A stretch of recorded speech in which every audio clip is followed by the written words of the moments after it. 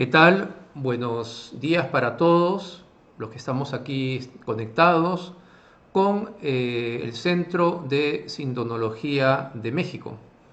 Vamos a iniciar esta plática sobre la Sábana Santa de Turín. Es una presentación general de la Sábana Santa. Ustedes podrán por el Facebook hacer algunas preguntas si ustedes quieren, y estaremos dispuestos a responderlas. Recordamos que mañana se inicia la Sábana Santa con la misa solemne del Domingo de Ramos, que es la misa de la Pasión de nuestro Señor Jesucristo. Es donde se va a leer de manera pues bastante impresionante la entrada del Domingo de Ramos, y se lee también toda la Pasión de Jesucristo. Pues bien, entonces vamos a comenzar inmediatamente nuestra conferencia. ¿Ok? También a todos los miembros del Centro de Sindonología de México, estoy conectados con ellos vía WhatsApp también para poder responder las preguntas o cualquier problema o dudas que tengamos. Sin más, comenzamos entonces con la Sábana Santa de Turín. Y esta presentación yo la he dividido, es una presentación general, entonces veremos temas amplios, ¿no? Quizás dejaremos algunos temas de profundidad para el retiro que va a iniciarse pues mañana, aunque esta ya es una primera actividad de retiro. La he dividido en 6 partes. Primero, que es la verdad, que es una breve introducción, que es la Sábana Santa de Turín, qué sabemos de ella, cómo llegó a nosotros, el recorrido histórico, los estudios médicos y las Sagradas Escrituras, la autenticidad y la formación de la imagen, que es un tema muy importante, y cuál es el mensaje final de la Sábana Santa y el colofón final. Entonces, lo primero es qué es la verdad. Y me remito al texto de Juan 18. Voy a leer un poco antes la pericopa que he colocado aquí en la pantalla. Es el diálogo entre Poncio Pilatos y Jesús en el contexto de la pasión. Y Poncio Pilato le pregunta si él es rey, y Jesús le dice: ¿tú lo dices esto por tu cuenta o es otros que te han dicho de mí? Pilatos le dice: es que yo soy judío. Entonces, ¿qué has hecho? Y responde Jesús: mi reino no es de este mundo. Si mi reino fuese de este mundo, mi gente habría combatido para que no fuese entregado a los judíos. Pero mi reino no es de aquí. Entonces Pilato le dice, luego eres rey. Y le dice, yo, como tú dices, sí es rey, ¿no? Curiosamente en los diálogos siempre los que acusan a Jesús dicen lo que realmente Jesús es. Sí, como dices, soy rey, yo para esto he nacido. Y para esto he venido al mundo, para dar testimonio de la verdad. Y todo el que es de la verdad escucha mi voz. Y entonces ahí viene lo que estamos leyendo en pantalla. Luego le dice Poncio Pilato, ¿qué es la verdad? Y dicho esto, volvió a salir hacia los judíos y les dijo, yo no encuentro ningún delito en él. Y la pregunta de la verdad es muy importante. ¿Por qué? Porque para nosotros aproximarnos a la Sábana Santa es una forma de conocer un objeto y que nos dice muchas cosas, muchas informaciones, y nos dice muchos mensajes. ¿Y qué es la verdad? Santo Tomás de Aquino tiene una frase muy pequeña y muy potente que dice: conocer la verdad es lo que es conforme a la realidad. Es decir, que la razón puede conocer la realidad. El ser humano tiene esa capacidad discursiva, racional, de poder entender qué es lo que está alrededor suyo. Si yo veo un lapicero, pues sé que es un lapicero. Si veo una mesa, sé que es una mesa. Y puedo ir conociendo la realidad, porque mi razón se adecúa a lo que está fuera de mí. La Sábana Santa también nos lleva a poder entender qué es ese objeto maravilloso. Y esa es la primera pregunta que hay que hacernos. ¿Qué es la Sábana Santa de Turín? ¿No? Y la Sábana Santa de Turín tiene 4 características que voy a ir enunciándolas y voy explicándolas en la imagen que está aquí. Lo primero, lo que vamos a ver son quemaduras. Y quemaduras que vemos a lo largo, lo estoy señalando con el puntero, a lo largo horizontal de toda la sábana santa, aquí abajo está el positivo, y unas quemaduras triangulares que las vemos aquí. Este es en la imagen del año, después del año 2002. Y acá arriba vemos unos parches que después explicaré cuándo se colocaron, que también son 22 parches de forma triangular. Luego también vamos a ver unos agujerillos que aquí son poco distinguibles, pero son agujerillos en forma de L. Luego vamos a ver marcas de agua, lo vemos aquí en la imagen negativo más claramente. Manchas de sangre a lo largo de toda la sábana santa, especialmente encima de este cuerpo, que es lo último que veremos, que es la imagen de un crucificado. Las manchas después en fotografías un poquito más en contraste se verán de mejor manera. ¿Ok? Y veamos entonces ahora que la sábana santa es un gran rollo de tela, ¿no? ¿Qué es esto? Es un lienzo, es como si fuese un rollo de tela extendido que mide 4,41 por 1,13 de ancho. Estas medidas a veces son un poco relativas, ya que la sábana santa ha sido encogida, se ha sido guardada de tal manera, por lo tanto sí estaba arrugada, y después en el año 2002 ha sido extendida y actualmente ya no se conserva enrollada, sino extendida. Por eso esta medida es la más... la que todos se ponen de acuerdo, de 4,41 de largo, 1,13 de ancho, y curiosamente aquí en la parte superior, como ustedes pueden ver, vamos a ver una franja del mismo tipo, de la misma tela de la sábana santa, más o menos de 8 a 9 centímetros de ancho. Es interesante también que la sábana santa tiene una medida de 8 a 2 codos sirios, que es la medida que se utilizaba en el Medio Oriente. Y en el medio tenemos el cuerpo de un crucificado, que aquí lo vemos en este pequeño dibujo que se encuentra en el Museo de Turín, ¿no? El Museo de la Sábana Santa de Turín, donde vamos a ver cómo se ha formado la imagen de este crucificado, es decir, de este cadáver. La sábana santa ha rodeado el cadáver por la parte dorsal, y luego en la parte superior se ha extendido, de manera tal que cuando se abre la sábana vamos a ver, como vemos en este pequeño dibujo, la parte dorsal y la parte frontal. ¿Ok? ¿De qué está hecha pues la sábana santa? La sábana santa está hecha de lino. El lino es una planta que crece al costado de los ríos, ¿no? Imaginen el río Nilo, por ejemplo, tiene unos juncos. Se extiende, se seca, se trenza, ¿no? Y vamos a ver que la sábana santa tiene un diseño particular, ¿no? Una forma geométrica, que es algo así, triangular, sube y baja. Y esa forma triangular es llamada de espiga de trigo o espina de pez. Es interesante que en la sábana santa no vamos a encontrar fibras animales, solamente fibras vegetales, que corresponde a esta ley del Deuteronomio 22:11, como leemos en pantalla: no vestirás ropa tejida mitad de lana y mitad de lino. Es la ley judía del Shatnez. Los judíos eran muy celosos para los temas de contaminación. Y aquí vemos una foto en blanco y negro de tejidos egipcios del siglo II, que tienen más o menos las mismas características. Son tejidos típicos de Palestina, de Siria, de Irak, de toda la parte del Medio Oriente cercano. ¿Y se acuerdan esa franja horizontal que habíamos hablado, de 8 a 9 centímetros? Esa franja está surcida de una manera particular, como vemos acá en la imagen inferior, que es una parte de abajo, se superpone a la parte de encima haciendo esta forma, como estoy haciendo ahora en mis manos. Ese tipo de costura que fue descubierta más al detalle el año 2002, cuando se cambió la tela de atrás y se retiraron los parches que estaban encima de la sábana santa, esos parches triangulares que yo les hablé, después lo veremos de nuevo. Es el mismo tipo de costura que encontramos en tejidos encontrados en Masada, la famosa Masada, que no es una fortaleza, fue la casa de veraneo de Herodes, que nunca se usó como tal prácticamente, y después fue un símbolo de la resistencia judía contra los romanos. Es impresionante y queda al lado del Mar Muerto. La siguiente pregunta es cómo era la persona que fue envuelta en la sábana santa, el hombre de la síndone, ¿no? El hombre de la sábana. Síndone es una palabra de origen griego. ¿Qué quiere decir eso? Sábana, tela grande.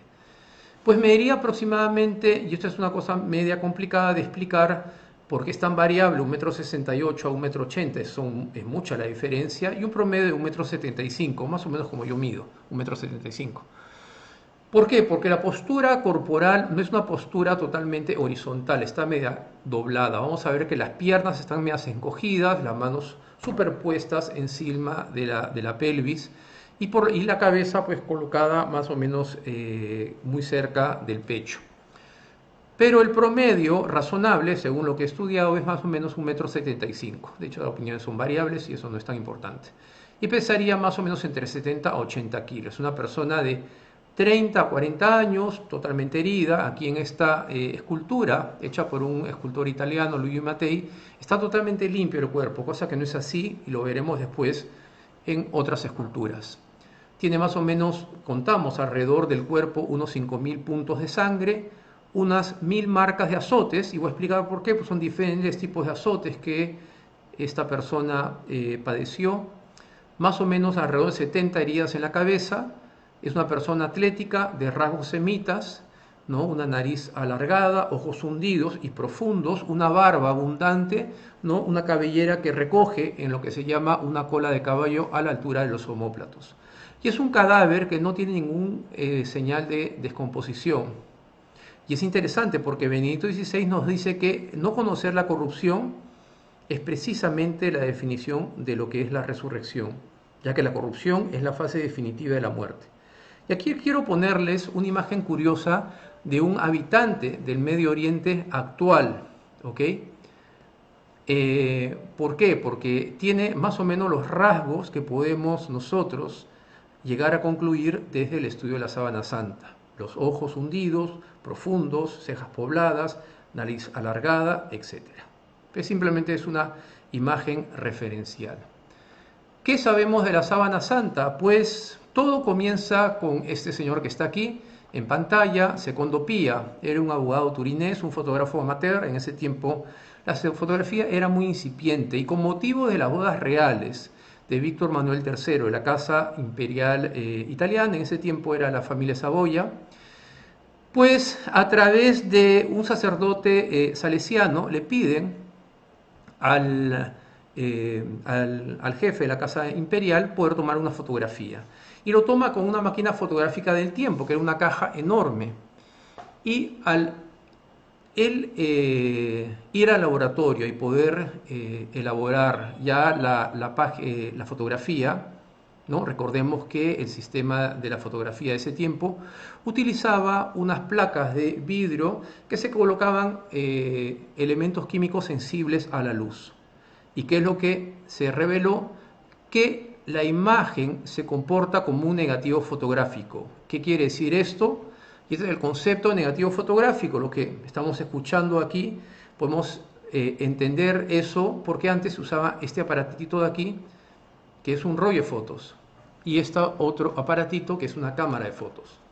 Entonces se colocaba el rollo y este rollo se llevaba a un laboratorio para que se puedan revelar las fotografías, cosa que ahora no, porque tenemos las máquinas digitales, ¿no?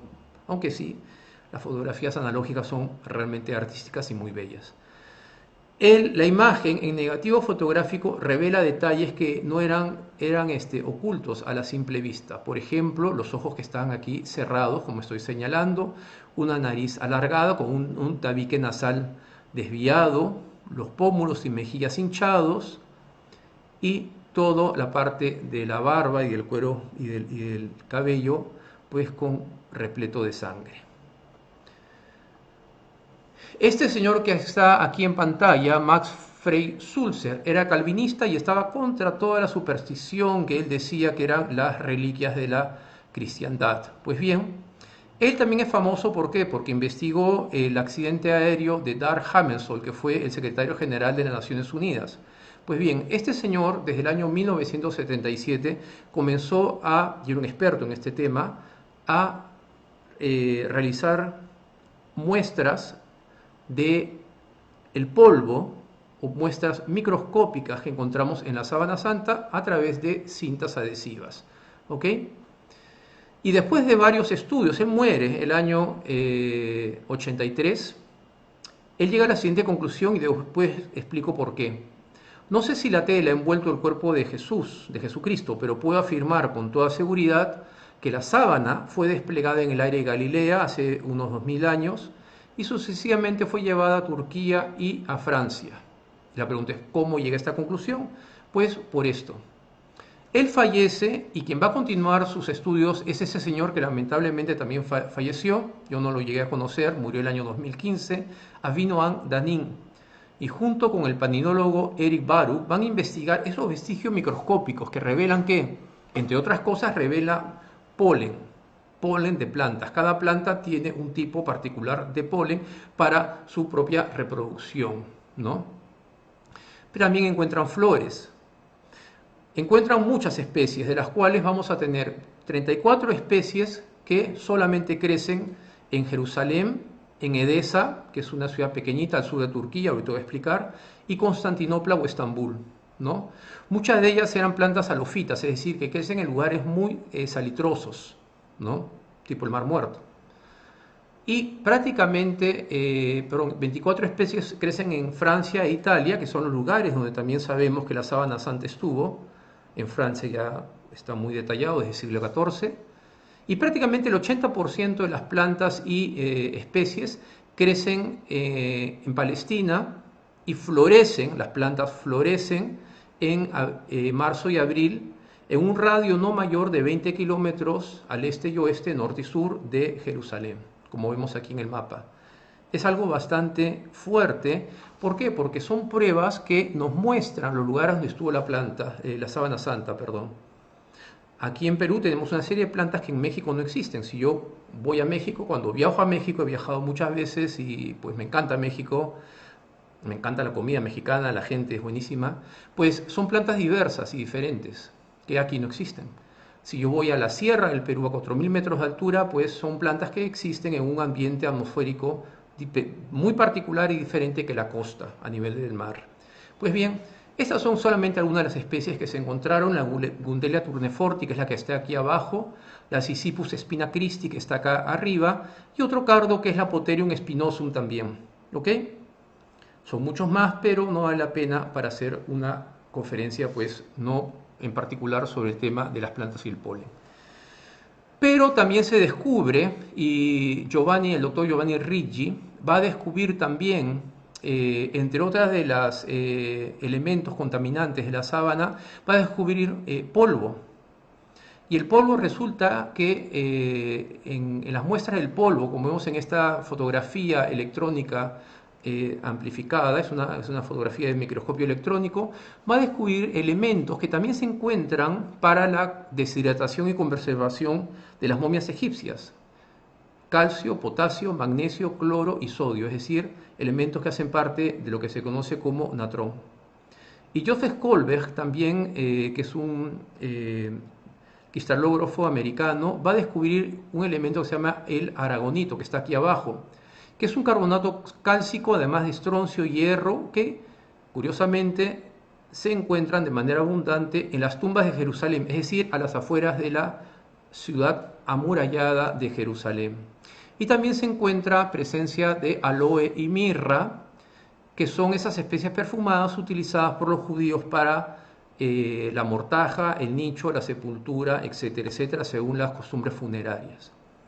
Una pregunta que es muy importante hacer es si las manchas de sangre, y como ven aquí en esta imagen de ya más contraste, se ve el color rojo de la sangre, cuando uno va y ve la imagen de la tela, de la sábana santa, presencialmente, sí distingue el color rojo.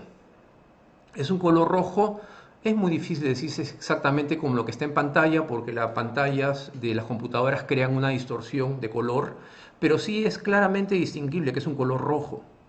Giuseppe Caselli llega a la conclusión que tenemos sangre arterial, venosa y hipostática, es decir, post-mortem. Después Pierluigi Bologna confirma el año 81 esos tipos de sangre, y el año 81-82 el mismo doctor Bologna descubre una cosa extraordinaria, que el tipo sanguíneo es AB. ¿Y por qué es extraordinaria? Porque solamente 0.5% de la población tiene ese tipo sanguíneo, especialmente personas, es un poquito más común en el Oriente Medio, entre hebreos y miembros de Arabia, yemitas, ¿no? Este dato es científico y es muy interesante porque lo veremos a continuación. Y aquí tenemos una fotografía de la nariz de la sábana santa, que es una nariz llena de sangre, como vemos aquí. Y aquí vemos lo que son unos glóbulos rojos con glóbulos blancos, que es esta fotografía. Acá a la izquierda tenemos dos fotografías sumamente interesantes que son de fibras de la sábana santa. Las fibras de lino que encontramos en la sábana santa son del grosor de un cabello. Y lo que vemos aquí es un glóbulo rojo. Las manchas no son reproducibles con medios artificiales para que calcen exactamente donde existen venas y arterias, que están ubicadas en el cuerpo humano de manera diferente. Es sangre coagulada, es decir, que ha tenido un proceso de coagulación de no más de 36 horas. Y es una sangre rica en bilirrubina, que es la degradación de la hemoglobina, que es esta enzima que transporta el oxígeno. ¿Por qué? Por todos los golpes que sufrió la persona en la sábana santa. Y curiosamente, como les había ya anunciado, el tipo sanguíneo es AB, que es el mismo tipo sanguíneo que encontramos en el famoso milagro de Lanciano, un milagro eucarístico. Una hostia se convierte, un sacerdote basiliano tiene dudas de fe, se convierte en tejido de miocardio, incorrupto. Y el vino se convierte en sangre humana, ¿qué tipo? AB, según el doctor Odardo Linoli de la Universidad de Siena. Hay muchos milagros eucarísticos registrados, son más de 300 en todo el mundo. Pero también hay un dato muy interesante que es el mismo tipo sanguíneo del sudario de Oviedo. Este es España, al norte de España. Tenemos un pañuelo grande de 83 por 52 que tiene manchas de sangre. Que encontramos también manchas de sangre que, colocado el pañuelo o pañoleta de una forma particular, calzan con las manchas que encontramos en el rostro de la sábana santa. No hay imagen, hay solamente manchas de sangre. Hay también 19 tipos de origen palestino. Y tenemos una que llama la atención, que es la Helichrysum, que es exactamente la que está aquí, que también se encuentra en la sábana santa, ¿no? Hay varias que se encuentran en la sábana santa, solamente quise poner esta para que sea un dato referencial. ¿Cuándo estuvo este pañuelo en el rostro de Jesús crucificado? Lo veremos después. Sin embargo, el año 77, John Jackson, católico, una persona buenísima, muy amigo del Centro Mexicano de Sindonología, amigo mío personal, él con una imagen pequeña de la sábana santa de Turín que su mamá, que ya falleció, le mostró cuando era niño, era muy joven, muy jovencito, él siempre miraba y decía, esta imagen tiene más información de la que muestra. Pasaron los años, se juntó con un señor, Eric Jumper, los son físicos y profesores asimilados de la Fuerza Aérea Norteamericana. Él vive en Colorado Springs, donde está la Academia Norteamericana de la Fuerza Aérea, y pasó con un amigo suyo, consiguió este aparatito que está acá abajo, se llama el BP-8, que es usado para la lectura de fotografías espaciales, que aquí tenemos por ejemplo el Voyager 1, ¿no? Que sigue todavía en el espacio y creo que hasta el 2035, si no me equivoco, estará en el espacio todavía. Pero bueno, ¿qué es lo que sucedió? Le pasa la fotografía por esta cámara y esta cámara lo que va a leer es los claros oscuros de la fotografía. Y la imagen de la sábana santa cobra algo que es muy particular, una dimensión tridimensional. Este concepto de la tridimensionalidad es algo que hay que explicar de manera sencilla y es muy importante. ¿Por qué? Porque una fotografía normal, como vemos acá en el lado izquierdo, o una pintura, ¿no?, se deforma cuando se pasa por este escáner BP8, vamos a decir así, es un escáner muy antiguo que lee la información de los colores claros y oscuros y puede hacer una lectura tridimensional, puede hacer una forma, así como las impresoras tridimensionales. Las impresoras tridimensionales reciben información y son capaces de crear bulto. Pues bien, él mirando en la capilla en la capilla de la Academia de la Fuerza Aérea Norteamericana había unos ángeles en relieve y él me cuenta que se inspira en esos ángeles para hacer este experimento. Y hace lo que está acá a la izquierda. Primero ve, perdón, la imagen de acá está a la derecha, una imagen que tiene que sale. Y ahora voy a poner otras imágenes un poquito más actuales para que este concepto quede claro. Como que la imagen sale de 2 dimensiones y tiene bulto. Y esto acá es una imagen hecha en cartón de tamaño natural. Hizo 3 o 4, en fin. Está una en su laboratorio, en la capilla, ¿no? Tiene varias. Entonces es una imagen que tiene información que puede ser leída con los aparatos adecuados, tiene información tridimensional. Aquí vemos una imagen un poquito más refinada de Giovanni Tamburelli y Nello Valosino, y aquí está esta imagen del rostro que estoy señalando para que ustedes se den idea. O sea, no es una imagen plana, sino leyendo los claros y oscuros, hace esto la imagen, cobra una tridimensionalidad. Este dato es muy importante cuando yo explique la formación de la imagen, que es prácticamente lo último de mi conferencia.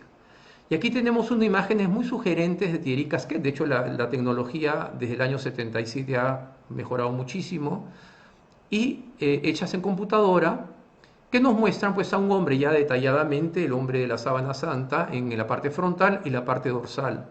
Y esta es una imagen que la hizo la Universidad de Padua. Giulio Fanti estuvo a cargo de este experimento en 3 dimensiones, a partir de la data de la sábana santa de Turín. John Jackson reúne a un grupo de excelentes científicos, fueron 44 científicos, la gran mayoría norteamericanos, y se dirige a Turín con 40 toneladas de aparatos, lo más sofisticado de la época, para investigar por 120 horas y recoger información que después la va a procesar sobre la sábana santa. Y la pregunta que él se hizo eran 2. 1, ¿qué es la imagen? 2, ¿cómo se ha formado? Aquí, por ejemplo, tenemos una imagen del rostro de la sábana santa, es decir, es interfaz. Y nos queda muy claro, ¿no? ¿Y qué es la imagen? Primero comenzó a descartar qué cosa no es la imagen. Primero, no hay presencia de pigmentos, es decir, no hay pintura, como algunos, lamentablemente, programas sensacionalistas a veces dicen que es una pintura. Es absurdo. Se ha pasado por microscopios electrónicos, imágenes de fluorescencia, etcétera, etcétera. No tiene trazos direccionales, no hay quemadura. Algunos decían que es una chamuscadura, no es chamuscadura, es superficial, es detallada y es estable, es decir, solamente está en las fibras superficiales del lino, de la tela. La parte de atrás hay manchas de sangre que se empapó la tela y traspasó, pero la imagen no. Bueno, un poco en el rostro, pero en fin. Hay un cambio de color entonces en las fibras superficiales del lienzo, las que han estado en contacto con un cadáver. ¿Cómo se ha formado esta imagen? Se ha producido un proceso de oxidación y deshidratación de la celulosa del lino. ¿Esto qué quiere decir? Que ha perdido, de manera muy sencilla, para entenderlo, agua. Y al perder agua ha perdido coloración, entonces se ha oscurecido. La fibra es como una cañita así chiquitita, del tamaño de un cabello, ya dije. Entonces pierde en la parte superficial nada más un poco de agua. Y John Jackson llega a admitir algo bien interesante. Dice, tenemos motivos para decir que la imagen no debería existir. Es una imagen del crucificado, sin embargo es real. Así no podemos explicar cómo se ha formado. Es una imagen que es un fenómeno único, inexplicable e irreproducible actualmente en un laboratorio. Es decir, todas las características que estamos diciendo son irreproducibles. John Jackson publica todos sus estudios en esta revista de National Geographic. Es una revista de difusión. De hecho, hay revistas científicas donde él va a publicar los resultados de toda su investigación. Pero esta revista es interesante. Primero, es la primera que yo leí sobre la sábana santa. Me la dedica John Jackson aquí, cuando está aquí en Lima. Y es The Mystery of the Shroud. Es la primera revista de divulgación de junio del año 80 sobre la sábana santa. Y aquí tenemos algo que me olvidé de mostrarles, las actas del Congreso de 1977. Esto también es algo interesante. Yo estaba caminando por Denver, entré a una librería de libros usados y encontré esta Estas actas del Congreso del año 77 de Albuquerque, de Nuevo México. Entonces le digo a John, mira lo que tengo. Y me dice, ¿cómo has encontrado eso? Si es algo que ya no existe. Le digo, sí, pues, o sea, mira cómo las cosas increíbles. Pero bueno, hay otro detalle que es interesante. Cuando se hacen las imágenes tridimensionales, ciertamente va a aparecer a la altura de los ojos, ¿no?, unos pequeños bultillos. Los dos los cerraban y se colocaron unos pequeños bultillos. Eso es real y eso existe, y eso John y todas las personas que han investigado con fotografías tridimensionales dicen. Sin embargo, Francis Filas, a partir de fotografías muy, muy sofisticadas del año 31 de Giuseppe Henry, va a llegar a encontrar el detalle de unas letras pequeñas, ukai, con un error ortográfico, que quiere decir que es parte de una monedita que se llama Dileptum Litus, que decía Tiberiu Caesaros. Y luego después en el Museo Numismático de Chicago, el padre Francis Filas, jesuita, descubre pues monedas con error ortográfico. Después se va a encontrar también moneditas del ojo izquierdo, que es la Weimar Bologna y Balosino, van a encontrar estas moneditas. Y esto es algo que es medio polémico, pero igual vale la pena decirlo, ¿no? Con las fotografías de alta definición que yo sepa, no se ha encontrado todavía esta inscripción tan pequeñita. Pero no hay que cerrarnos, la ciencia es esto, es decir, investiga y va aumentando su caudal de información. El año 2011, estos señores de la Agencia Nacional de Nuevas Tecnologías, ENEA, de Frascati en Italia, van a experimentar con rayos láser ultravioleta de alta densidad, ¿no? Y está Daniel Mura, Paolo Di Lázaro y Giuseppe Baldacchini, y van a llegar a una conclusión bien interesante. Yo quiero leerles lo que dice. Paolo Di Lázaro, que es el señor que está aquí, va a agarrar lo que vemos aquí en la imagen, que son fibras de lino, y fíjense cómo aquí cambia de color. Acá está un poquito más parduzco, acá está un poco más claro, igual aquí. Y esto lo vemos aquí, acá está un poquito más marroncito, aquí está más blanco. Entonces bombardearon estos el lino y consiguieron este cambio de color sin dañar la fibra de lino. Y él dice lo siguiente: esperamos, leo a Paolo Di Lázaro, jefe del equipo científico, esperamos que nuestros resultados puedan abrir un debate filosófico y teológico, pero vamos a salir de las conclusiones de los expertos y por última instancia la conciencia de los individuos. La conclusión es que las marcas no fueron hechas por pinturas, pigmentos o tintes y que la imagen no es de ninguna manera producto de un artista, pero al mismo tiempo no pudieron ser explicadas por la ciencia moderna. No hay métodos químicos o físicos conocidos que puedan dar cuenta de la totalidad de la imagen, ni ninguna combinación de circunstancias físicas, químicas, biológicas o médicas para explicar la imagen de manera adecuada. ¿Ok? Es una persona interesante porque es bastante sensato y comedido en sus conclusiones. ¿Cómo llega a nosotros la imagen? Evidentemente está en Jerusalén. Aquí está Edesa, esta ciudad que yo les dije, al sur de a lo que es Estambul, acá es Estambul, perdón, Turquía, disculpen. Acá está Liri, en Francia, donde llega en el siglo XIV, Chambéry y finalmente llega a Turín. Entonces debe haber partido, evidentemente, ya hemos descubierto que es una imagen de un crucificado hecha en lino, con todas las características de un lienzo del Medio Oriente. Hay más de casi el 80% del polen que se ha descubierto de las plantas pertenecen al Medio Oriente, etc. Y también estas muestras microscópicas de polvo, de aloe, de mirra, etc. Bueno, sabemos que José de Arimatea pide el cadáver a Poncio Pilato junto con Nicodemo, lo lavan, lo limpian, le ponen los aromas, aloe, mirra, y lo ponen en un sepulcro nuevo. Es interesante porque esta parte ahí sale en el Evangelio de San Juan, en los Evangelios, habla de este lienzo blanco, limpio, nuevo, etcétera, etcétera, la sepultura, y no habla nada más, salvo un detalle de Juan que ahora voy a referirme al final. ¿Por qué no habla más los Hechos de los Apóstoles de esta imagen? ¿Por qué? La respuesta está en Números 19:11. La ley judía, para la ley judía estaba prohibido guardar objetos que habían estado en contacto con un cadáver. ¿Por qué? Porque eran objetos contaminados, ¿no? El tema de la pureza e impureza, donde los judíos eran extremadamente rígidos. Lo que sí sabemos que hay una leyenda del rey Abgar V que parece que sufrió una lepra, y este rey era rey del reino llamado Osroena, ¿no? Y tenía la capital en Edesa, que ahora se llama Sanliurfa, al sur de Turquía. Este señor estaba con una enfermedad, parece que una lepra o lo que fuese, una enfermedad en la piel. Pide a este taumaturgo, que era Jesús, que hacía milagros, que lo cure. Jesús no va. Parece que envió una imagen misteriosa con su discípulo llamado Judas, y se convierte, su pueblo pasa a ser, y su reino pasa a ser cristiano, pero la imagen desaparece.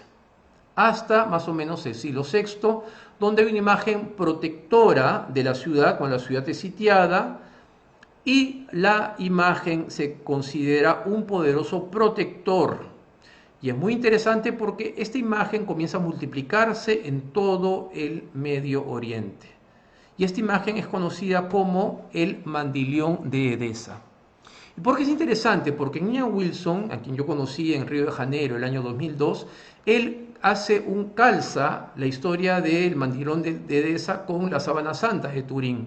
Y él dice que el Mandilión de Edesa en verdad es la Sábana Santa doblada de una manera tal que solo se mostraba de manera horizontal la parte donde sale el rostro, que es la parte más clara y visible, ¿no?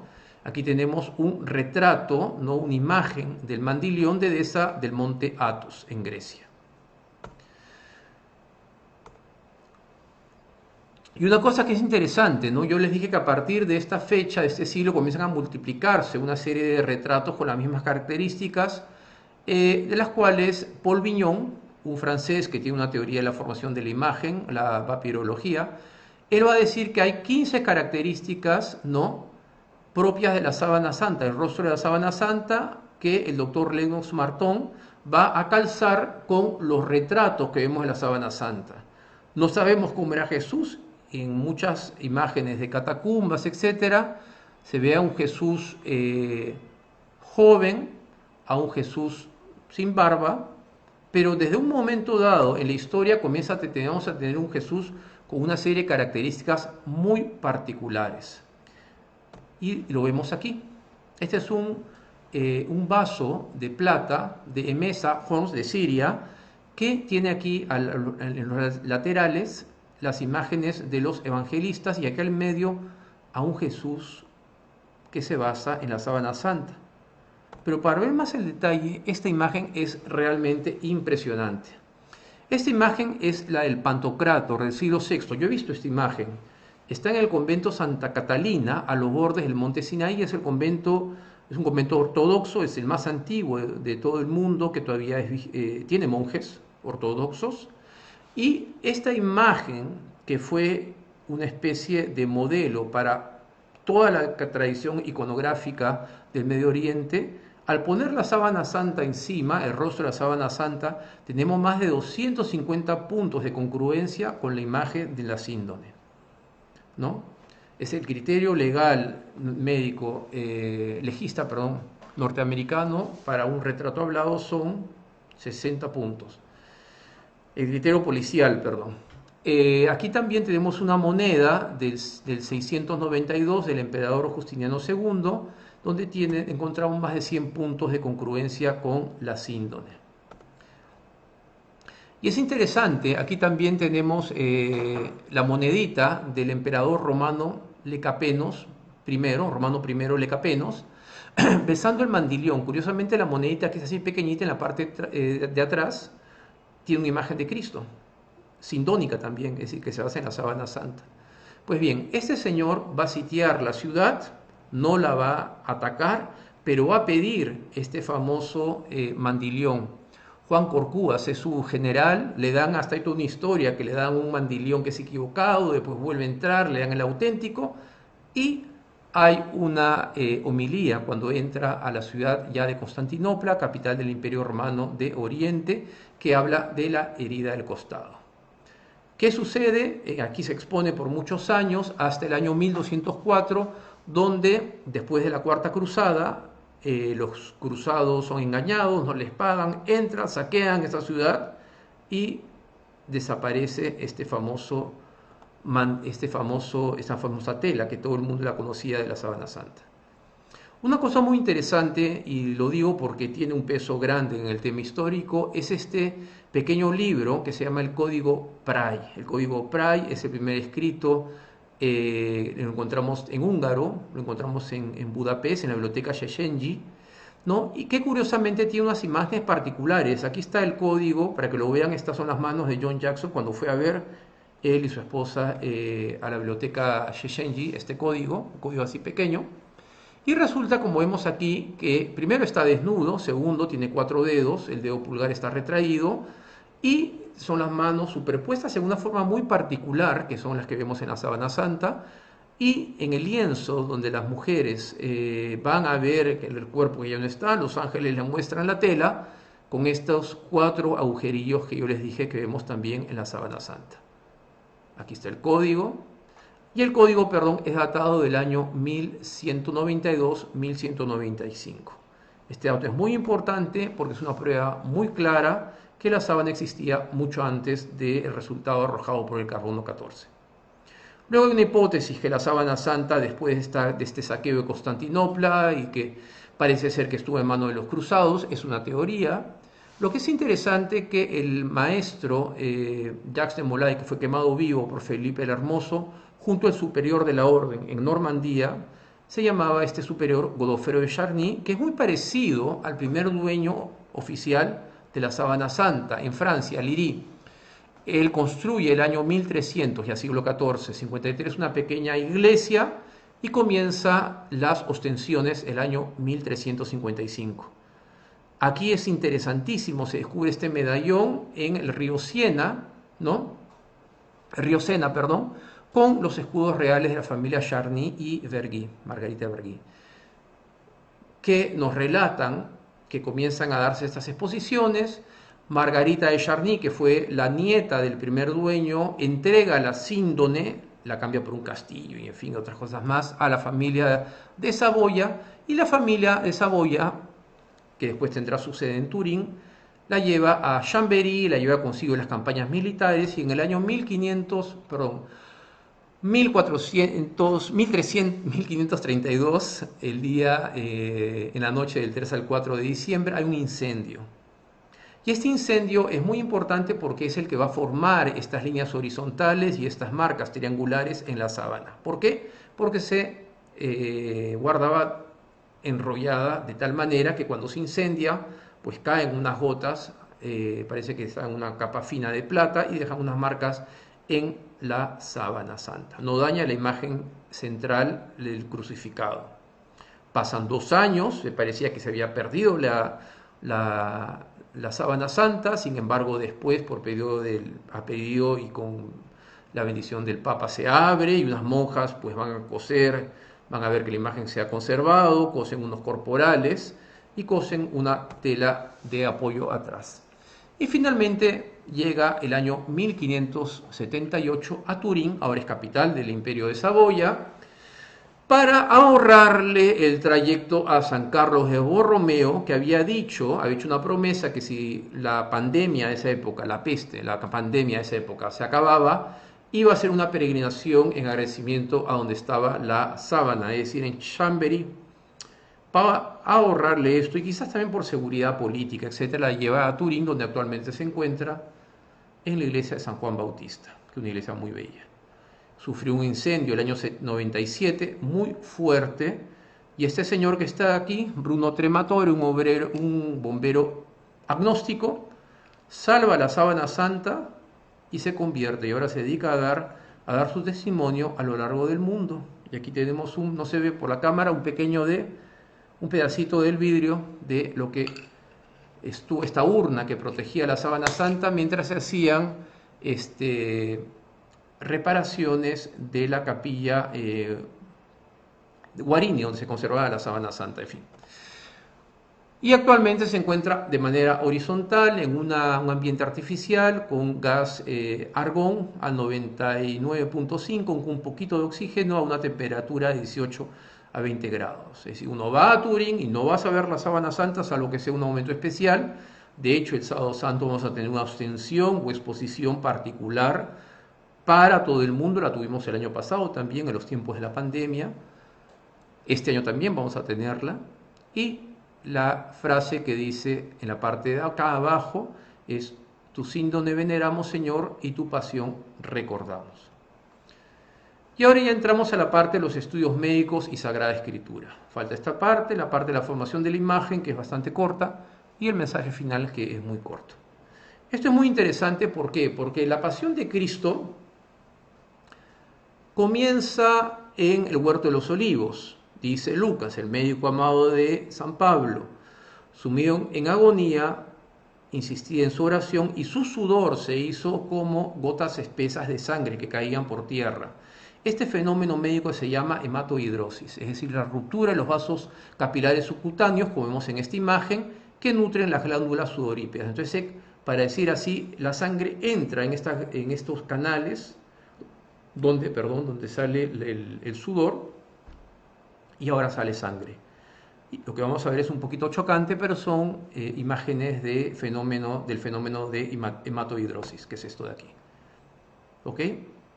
Es interesante también que en soldados expuestos a gran tensión, gran estrés, en trincheras, Primera y Segunda Guerra Mundial, más Primera Guerra Mundial, pero en los bombardeos de Londres. Londres fue bombardeada por Hitler. Hitler estaba obsesionado por Inglaterra. También se han encontrado relatos sobre el tema de la hematohidrosis, sudoración de sangre, y también en los soldados norteamericanos en la guerra de Vietnam. Sigue toda esta farsa del juicio de Jesús, lo llevan al Sanedrín, las autoridades judías, hay un tema religioso político, tú eres rey, Jesús le dice, tú, ustedes lo han dicho, y ante la respuesta de Jesús comienzan a bofetearlo, es lo que vemos aquí.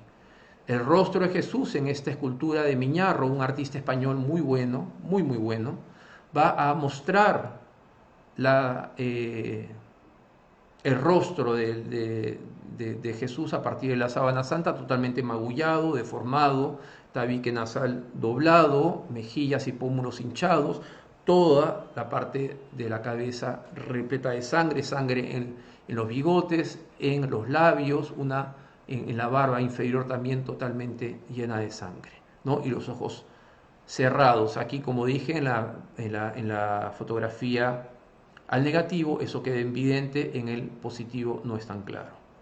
Luego después hay este diálogo de Poncio Pilato con Jesús, que lo vimos al comienzo, sobre el tema de la verdad, y si tú eres rey, mi reino no es de este mundo. Poncio Pilato, que era un absoluto cobarde, dice San Juan, que por 3 veces se da cuenta que es inocente, pero aún así lo quiere castigar para soltarlo. Es decir, lo castiga con un castigo que era atroz, que era los azotes. Aquí tenemos azotes, típicos azotes romanos de la época. Los azotes eran muy crueles, es decir, cuando una persona era azotada, pues hasta podía morir, ¿no? Todas las vísceras, se le abrían todos los tejidos más superficiales, las vísceras podían salir, etcétera, etcétera. Todo se llenaba de sangre, hay descripciones muy fuertes sobre lo que producía los azotes romanos. Y en la sábana santa vamos a contabilizar aproximadamente 120 golpes. Recordemos que las imágenes laterales no están estas quemaduras laterales, y contabilizamos más o menos 120 golpes, unas 600 marcas. Cada golpe produce 6 heridas, ¿no? Y fueron realizadas por 2 verdugos, 2 carrascos, ¿no? Es interesante porque los judíos, lo leemos en la escritura, no azotaban más de 40 azotes, es decir, 39 como máximo, y una espalda totalmente lacerada. Aquí vemos la reproducción direccional, los trazos direccionales realizados por un monseñor Giulio Ricci, un franciscano, ya falleció, hizo mucho por los estudios de la sábana santa, en la iglesia de la Santa Croce de Jerusalén, cerca de San Juan de Letrán, en Roma. Ustedes van a ver todos los estudios que este señor hizo, y vamos a ver aquí la posición también, según lo que él estudió, de Jesús al momento de ser azotado. Aquí es muy interesante porque muchas veces nos llama mucho la atención lo externo, es un cuerpo totalmente lacerado, es una herida abierta, ¿no? Después vamos a ver la coronación de espinas, vamos a ver la crucifixión. Sin embargo, algo que no se habla mucho es lo que sufren los órganos internos. Comienza todo el cuerpo a funcionar y funcionar mal. Quiero leerles aquí de manera rápida cómo comienza una musculatura, los músculos que están compuestos de agua, proteínas y sales minerales, potasio, calcio y sodio, comienza a destruirse el tejido de los músculos. ¿Y qué sucede? Comienzan estos músculos lesionados, van a comenzar a funcionar mal. ¿Por qué? El potasio intracelular de los músculos comienza a entrar en la circulación y comienza a producir una toxicidad. Comienza el cuerpo a tener sustancias tóxicas, ¿no? El calcio se incorpora a una proteína muscular y ya no será utilizable. La sangre que llega a los músculos lesionados, ¿no? El calcio secuestrado aumenta la toxicidad cardíaca. Y 3 órganos vitales y nobles, corazón, pulmones y riñones, comienzan a funcionar mal. ¿Y por qué comienzan a funcionar mal? ¿Por qué? Porque comienzan a tener los niveles no adecuados, tanto de la oxigenación, se pierde un volumen enorme de sangre, y les narro rápidamente lo que sucede. El corazón, como vemos aquí, que está envuelto en una membrana serosa, ¿no? Ya no se puede extender, ya no funciona de manera adecuada. El pericardio que envuelve este músculo cardíaco comienza a tener una colección de líquido, sangre, suero sanguíneo. La contusión cardíaca dará lugar a una colección líquida entre el corazón y esta membrana, el pericardio, y esto producirá un dolor muy agudo en cada contracción y comenzará a perder eficacia. Esta anomalía en las contracciones producto de la presencia del calcio y el potasio producirá arritmias, ¿ok? Estas contracciones irregulares podría llevar a una fibrilación ventricular, es decir, un trastorno en el ritmo cardíaco, que puede ser mortal, ¿no? Los pulmones, por otro lado, que tienen esos tejidos esponjosos rodeados de una membrana también, a través del traumatismo se van a llenar de sangre, es lo que se llama el hemotórax, lo que va a producir dolor en cada movimiento respiratorio y una disminución del oxígeno que va a llegar a todo, la cantidad de oxígeno que va a poder ser procesado en la cavidad torácica comienza a disminuir. ¿Y esto qué va a suceder? Va a disminuir la ventilación pulmonar o la hipoventilación alveolar, es decir, baja el nivel de oxígeno y aumenta el nivel de dióxido de carbono, comienza a envenenarse. Tercero, los riñones, que es un órgano que se encuentra aquí en la parte posterior, a causa de las lesiones, el traumatismo, sobre la cara posterior del tronco va a producir pequeños enemas. Entonces las cavidades de los riñones tienen pequeñas cavidades, comenzarán a taparse por la acumulación del ion de potasio, que es tóxico, ¿no es cierto? Y consecuentemente va a haber un desequilibrio en el ácido básico de las células. ¿Qué va a producir esto? Pues va a producir una intoxicación cada vez mayor.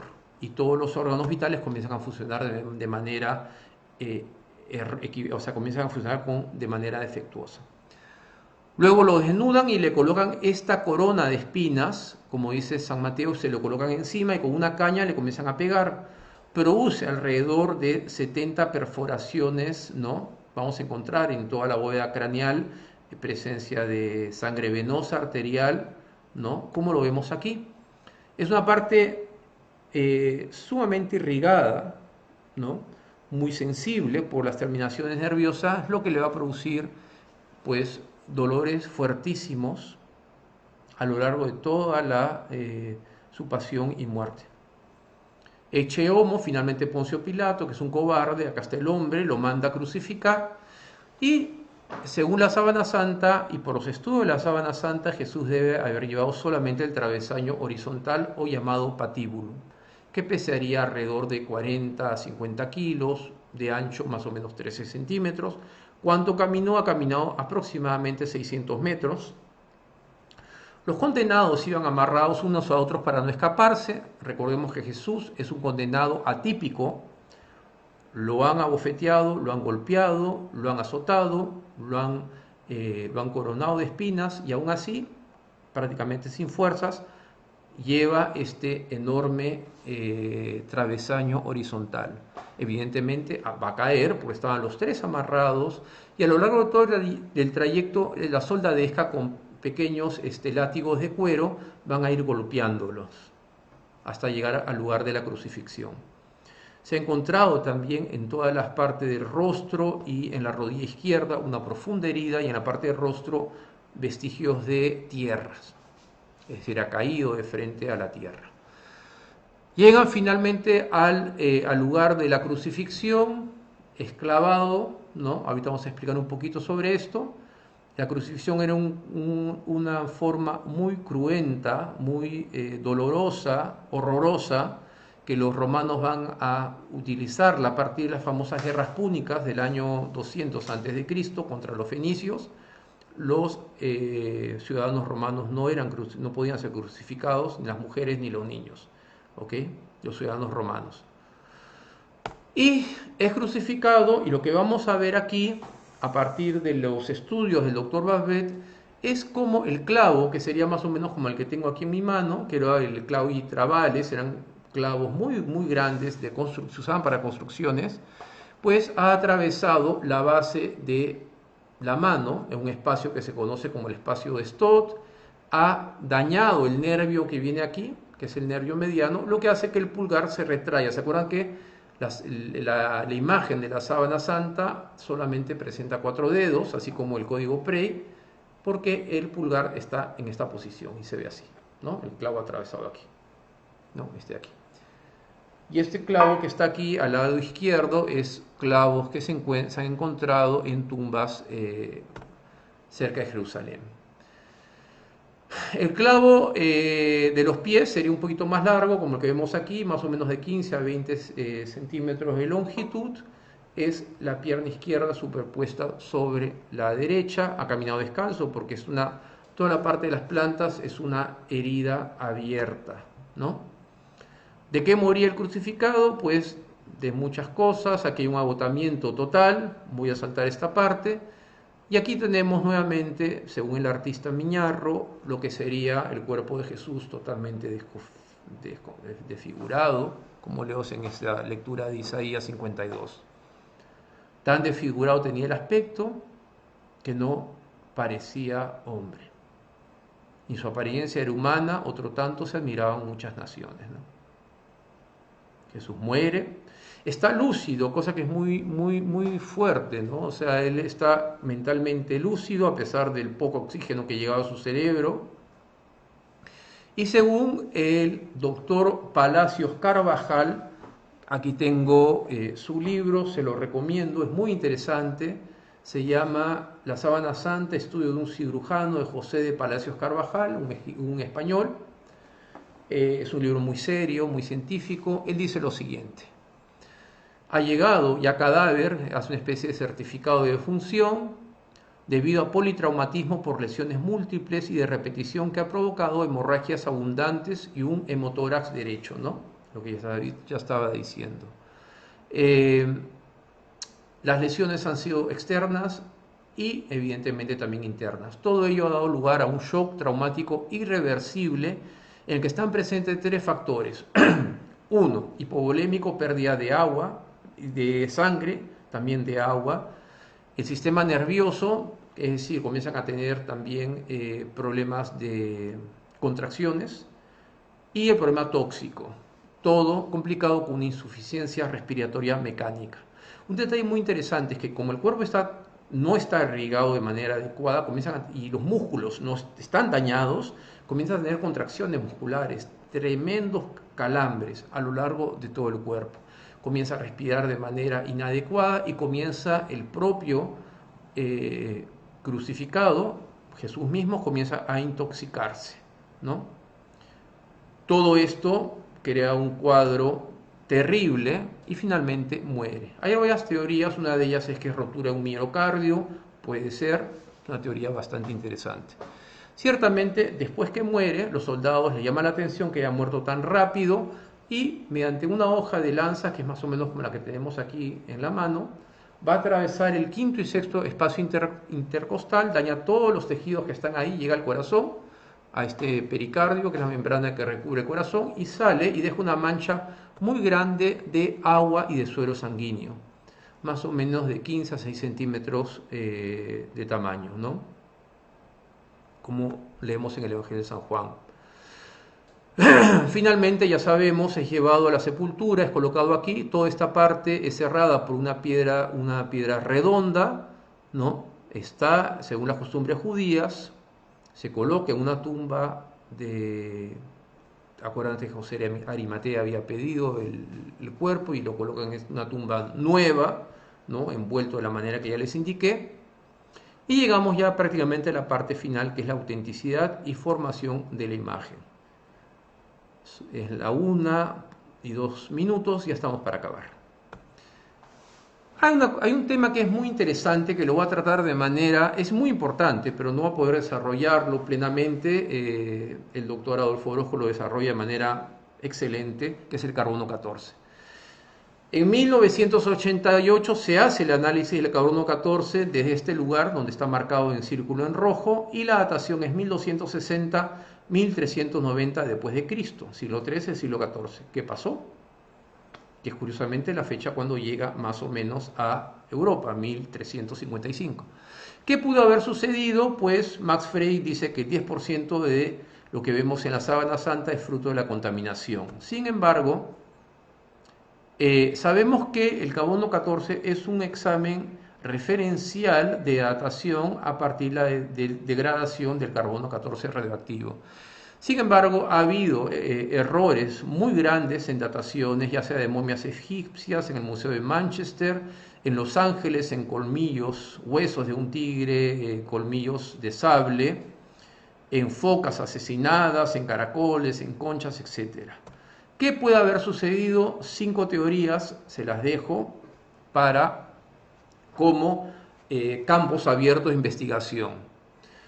El señor Leoncio Garza Valdés dice que los hilos donde los cuales se extrajo la muestra, que fue solamente un lugar, no de varios lugares, están envueltos en una capa bioplástica. Bueno, este señor es bastante peculiar, lo conocí también en Río de Janeiro, pero es una teoría y en fin habría que investigar, ¿no? Segundo, Alan Adler, que está aquí abajo, él habla sobre el alto grado de contaminación de las fibras de la muestra. Christopher Ramsey, que es el señor que está aquí abajo, que estuvo en la unidad de radiocarbono de la Universidad de Oxford, habla que puede haber aumentado el grado del carbono 14 a partir del incendio en 1532. Ana María Donadoni, con este señor que está aquí abajo, que es Ramon Rogers, que ya falleció, habla una teoría que mucha gente no aceptaba, pero él demuestra que pudo haber sido un remiendo medieval, un surcido medieval, por la presencia de almidón en partes de las muestras. Y John Jackson dice el que CO2 del ambiente pudo haber rejuvenecido la tela. Les dejo esto abierto. Lo que leamos nuevamente la Biblia, Juan y Pedro van a ver la sepultura, ¿no? Juan llega primero que Pedro, está en el Evangelio de San Juan, y lo que vamos a ver, ellos van corriendo porque las mujeres dicen se han robado el cadáver del maestro. Pero Juan entra, después de Pedro, que ve los lienzos yacientes en una posición muy particular, ve y cree en que todavía, porque no había entendido que según la Escritura, él debía resucitar entre los muertos. Entonces la pregunta es, ¿qué es lo que Juan vio para creer? No hay cuerpo, hay lienzos, pero Juan nunca piensa que se han robado el cadáver. Y aquí, y con esto termino, tenemos que entender que la resurrección, según el Catecismo 646, ¿qué es la resurrección? Plásticamente, muchas veces pensamos que es una emisión enorme de energía, tipo rayos, ¿no? Algunos hablan de una suerte de energía atómica y etcétera, etcétera. Podemos decir muchas cosas, pero la ciencia no puede ir contra ciertos datos que por la fe tenemos. Podemos decir, fue un milagro y bueno, y se solucionó todo, pero no es así, ¿no? Y eso lo dice Manuel Carreira, un sacerdote jesuita que ya falleció hace pocos años, y el mismo John Jackson también, y otras personas más. La resurrección es cuando el cuerpo sale del tiempo y el espacio y ahora está en estado de gloria, es decir, en la eternidad, como leemos aquí. El cuerpo está preso al tiempo y el espacio, y el cuerpo de Jesús y de nuestra Madre Santísima salen del tiempo y del espacio, están en el estado de gloria, fuera del tiempo y del espacio. Entonces lo que dice, a partir de una frase del Papa Benedicto XVI, que es muy interesante, que dice, la resurrección de Cristo va más allá de la historia, entonces es irreproducible, sale del tiempo y el espacio, sale de la historia, pero ha dejado su huella en la historia. Y quizás la síndone, la sábana de Turín sea eso. ¿Por qué?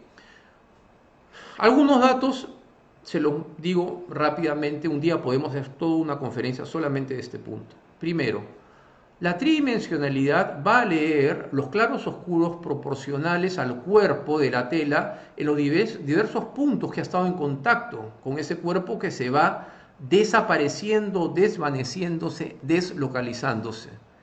O como dice John Jackson, se hace mecánicamente transparente. Bueno, son varias formas de describir un mismo fenómeno. Entonces la tela que envuelve el cuerpo comienza a caer porque el cuerpo comienza a deslocalizarse. Y el contacto con este cuerpo en una tenue energía, que según el padre Carreira es una suerte de energía electrostática, no lo puede probar, pues el lienzo hace esto. ¿Ok? Segundo, hay una relación entre la distancia del lienzo y el cuerpo, y lo que va a suceder es que por el efecto de la gravedad el lienzo cae porque ya no hay cuerpo que lo sostenga.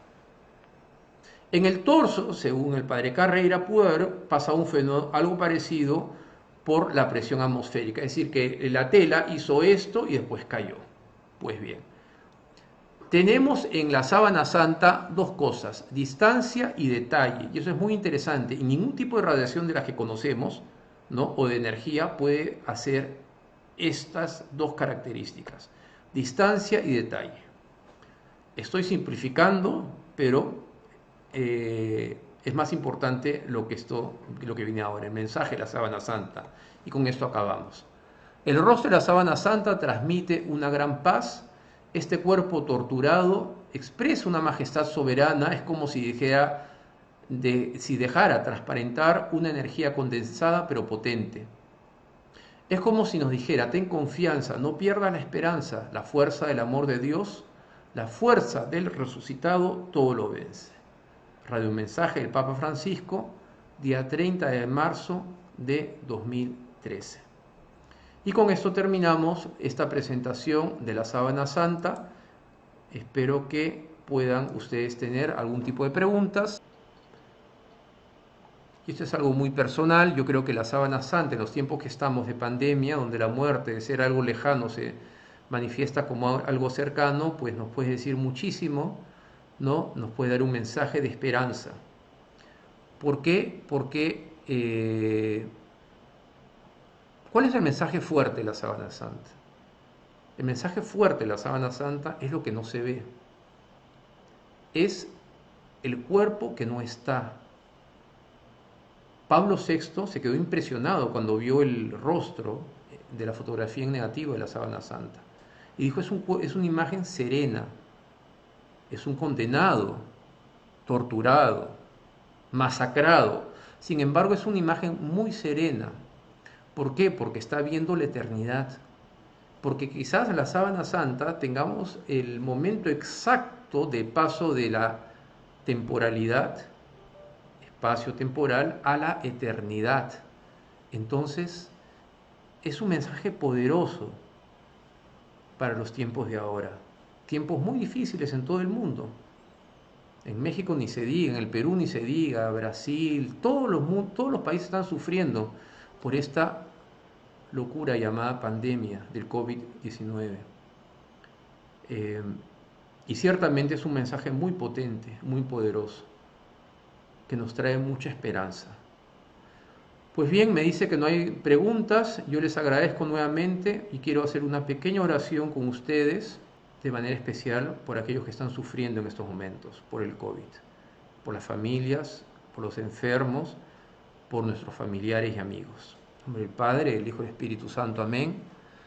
Señor, tú que todo lo puedes, tú que todo lo vences, queremos encomendarnos a tu fuerza poderosa, aquella fuerza que venció la muerte, que vence la muerte, aquella fuerza que está cargada de esperanza. Te pedimos por todas aquellas personas que se encomiendan a nuestras oraciones, de manera especial nuestros amigos y familiares.